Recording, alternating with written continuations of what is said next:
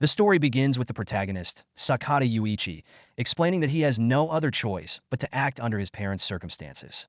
He likes 2D girls and isn't interested in anyone, a thought he once held firmly. His classmate, who is inconspicuous and plain-looking, tells him not to stare at her.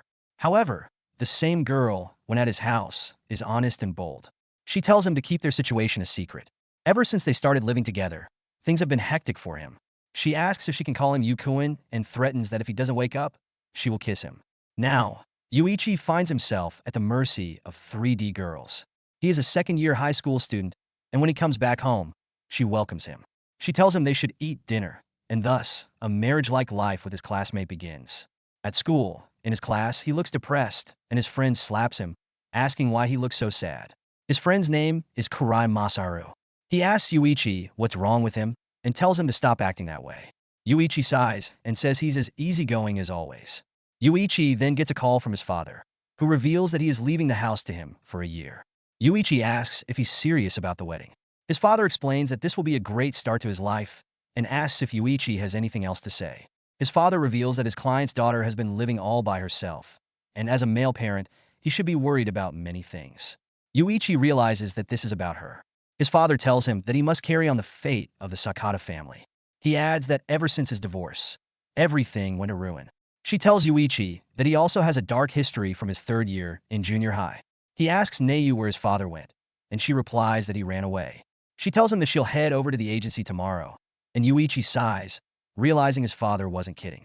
Masaru asks if 5 years isn't amazing and adds that if it's with a girl, it would definitely raise some suspicion. He says that the person's identity shouldn't matter and he shouldn't ruin his own chances. In any case, this situation would mean he'd be dating Nahara. She looks at Yuichi and winks at him, but Yuichi turns away. He can't bear to be around her because she tries to get under his skin, and he wants to distance himself from 3D girls as much as possible. Suddenly, he notices a girl with glasses reading a book. He wonders who she is and thinks she should have introduced herself earlier. He asks Masaru if he knows her, but Masaru is also unsure. Yuichi thinks she looks plain and is the embodiment of adolescence he wishes for. He longs to live a quiet life like her every day, that he remembers his time in his third year of junior high. Back then, he lived with enthusiasm and thought of himself as the center of attention. One day, after school, while joking with friends, he confessed to his crush, but she rejected him. After that rejection, he wished that was all that had happened. But the next day, everyone at school knew about his failed confession, and they laughed and made jokes about him.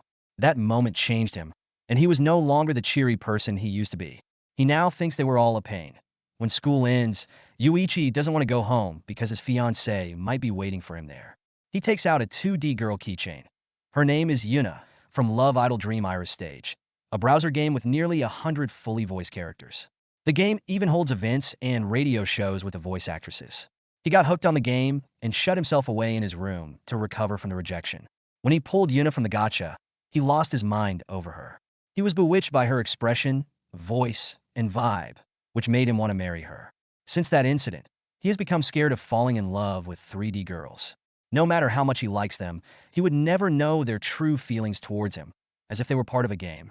He could hurt them, and on the other hand, they could hurt him. If he had to endure such feelings, he would rather dedicate himself to Yuna and 2D girls, who would never betray him. He is dazed, thinking that even a wedding dress suits her. Suddenly, Yuichi notices the plain-looking girl from class trying to reach for something in a tree. He asks what she's trying to get and notices a letter. He grabs it for her, telling her she was in trouble, so he helped. He hands her the letter. He doesn't want to get too involved with 3D girls, but she thanks him and reveals that the letter is something very dear to her. Yuichi blushes because this reminds him of a scene from the game he played. He is shocked but tells her he's glad to help and excuses himself, saying he'll leave now. He is relieved that Yuna isn't here and vows not to eat his words by turning his back on 2D girls. When they both reach the building, she asks why he followed her. Yuichi explains that this is his house. His sister opens the door and scolds him for being late. He says he couldn't help it since he had just come from school. She tells him to shut up and is annoyed by the keychain in his hand. She asks why he still has that keychain and calls him unreasonable. He asks what she means by that, stating that Yuna is the hope of humanity's survival. She questions if he plans to live alone, playing his stupid game forever. She tells him society will shun him, that he'll be a burden on their father, and that she will also be dragged into his troubles. The girl with glasses steps in and asks if Yuichi is talking about Izumi Yuna, the one who played the role of Yuna in Iris Stage. Yuichi is surprised and admits that he is, and he loves her. She thanks him, and he is confused and asks why she's thanking him. She reveals that she is Izumi Yuna. He is puzzled and asks if her name and surname are the same as the character. She clarifies that her real name is Watani Yuka. Neyu, now annoyed, tells them she's heading back and congratulates him on his engagement. He is confused and tells her to wait. She explains that their father arranged for him to meet his marriage partner, and she's standing right in front of him. He is stunned and turns to look at the girl. She introduces herself again as Watani Yuka and expresses her appreciation for his love and support. His heart starts racing, and Neyu reveals that Yuka is the client's daughter, the one their father was talking about, and she is his marriage partner. Yuichi realizes that the voice of Izumi Yuna is standing right in front of him. Yuka confirms once again that she is Izumi Yuna from Iris Stage. Yuichi sat at the dining table, utterly shocked. His mind struggled to process that the classmate whose name he barely recalled, and who happened to voice his favorite character, was now sitting across from him as his marriage partner. Watan, noticing his dazed expression, asked him who his favorite character was. Yuichi continued to stare at her, still in disbelief. Just an hour ago, when he invited her for tea, she had addressed him as Nissan, and upon looking closely at her, she had a refined expression when her sister had urged him not to be so stiff. Trying to make sense of the situation, Yuichi asked Watan if she wasn't troubled by all this, to which she calmly replied that her father was in a close relationship with his client and had arranged for both of them to be married. Yuichi's mind reeled at the absurdity. No matter how many times he heard it, it didn't become any less ridiculous. He asked her if she had transferred from Tokyo in her first year of high school, to which she confirmed, explaining that her family still lived in the countryside, so she lived alone. Neyu, his sister, then chimed in, suggesting that since her brother also lived alone, Watan could just move in with him. This infuriated Yuichi, and he snapped, saying, "Dad, she isn't in a position to decide what happens next." He added that both of them were still in their second year of high school, making the concept of marriage absurd. It wasn't like a sui juris marriage, where both parties could just agree without consequences. Watan nodded in agreement. Yuichi then reminded her that he had made a promise to himself never to get involved with real-life girls, 3D girls, since their father's divorce had left him with no hope for marriage. He had no interest in being rejected again. Neyu, annoyed, mentioned that he'd said this a million times already, and she was tired of hearing it. Yuichi went on to say that his favorite character said lines like that repeatedly, to which his sister retorted that the character wasn't just a 2D figure. Her name was Yuna-chan. She angrily exclaimed that a flat object could become three-dimensional if more dimensions were added, so he should get used to that idea. Neyu then slammed the table, stood up, and sarcastically suggested he at least go and enjoy his time with his wife. When Yuichi asked why she was so agitated, she ignored him and headed for the door, calling them a young couple as she left. Her words annoyed him, and he muttered, "What the hell is wrong with her?" As the silence between him and Watan grew more awkward, Yuichi clenched his fists, trying to compose himself. Finally, he called out to her, asking if she knew that he was a hardcore anime nerd with nothing exciting to talk about with girls, not even about anime, manga, or video games. Watan took a sip of tea, and Yuichi couldn't help but notice how attractive she looked. But, brushing that aside, he thought maybe he should just end the marriage conversation, so no one would get hurt. He blamed his father for orchestrating this entire mess. Out of nowhere, Watan perked up and asked who his favorite character was, pouting slightly. Yuichi, still puzzled, remarked that he had already told her, and he only talked about anime, manga, and video games, nothing else. Watan shook her head and denied it, which left him confused. He asked her if she wasn't the type who'd buy vases or paintings. She confirmed she wasn't. Yuichi then asked her if she was the type who got swept up by things that went viral on social media. She got fired up, questioning why he was so hung up on such trivial things. Casually, she mentioned that she was the fourth daughter in her family. Yuichi was taken aback by that revelation. He then jolted in surprise, asking her who her favorite character was from the anime Fivefold Finance. She answered that it was the third daughter, Gucci Mansion, and that he was wearing those headphones a bit differently. When she asked why he had such niche tastes, he retorted, asking if she didn't have her own niche tastes. Watan replied, "Not really," which shocked him even more. He thought every anime fan had a niche. She explained that she wasn't really the type to have a niche. She was more innocent, in a way. It was hard to explain, but she liked it when someone wore a shirt with the top button undone. Yuichi remarked that a necktie could do that too.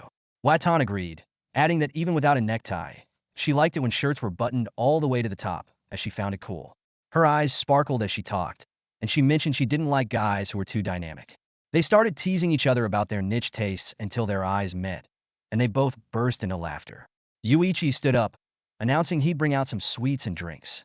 As he rummaged through the cabinet, Watan asked if there was any spring anime that had caught his attention recently. He admitted there were many, but also confessed that he never really talked this much. Watan agreed, tying her hair up as she added that this was the longest conversation she had ever had with someone too. She then asked to see his room, but Yuichi strictly forbade it. When she asked why, he explained that he didn't want anyone to see it. Watan laughed, assuring him she was also an anime nerd and would understand. She even promised to pretend she hadn't seen anything suspicious. They were still high schoolers, after all. Yuichi reassured her, saying he was innocent. Watan laughed, replying that she was Izumi Yuna, the voice of her character from Iris Stage, and so she knew Yuna best. Yuichi challenged her, asking if she truly knew Yuna better than him. Apologetically, he admitted that he was probably more familiar with the character than she was. Watan chuckled and reminded him that she was the voice actress, and thus knew Yuna better.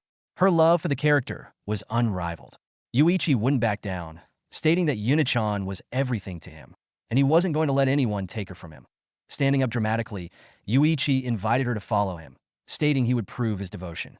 They walked up to his room, and as he threw open the door, he revealed his collection of Yuna merchandise, posters, and figures. Watan was in awe. Pointing to one poster, she asked where he had gotten it. Yuichi casually replied that he had printed it off the internet. Why not, right? Watan smiled, saying that Yuna would always be by his side, no matter what, so he should always wear a big smile. Yuichi was stunned, swearing he had just heard Yuna's voice. Watan giggled, reminding him that she was the one who voiced her, after all. She then mentioned her favorite line of all time from Yuna, the one that had always stayed with her. Good night. Yuichi agreed, saying that was his favorite line as well. Those words had given him the strength to carry on after he had stopped going to school following a breakup. Watan also noted there was a bit of fan service mixed into that episode. She then announced that she needed to head home, but before leaving, she thanked him for being such a devoted fan. Yuichi thanked her for bringing Yuna into the world, admitting that she had made his life so much brighter. He didn't even know how many fan letters he had sent her by now. Watan reached in her pocket and pulled out a letter. She smiled, saying that one of her fans had written something special, and it made her happy. She then asked him if he had ever signed his letters with a pen name. Yuichi, confused, said it should be in the letter, signed as Death Love. Watan was utterly shocked,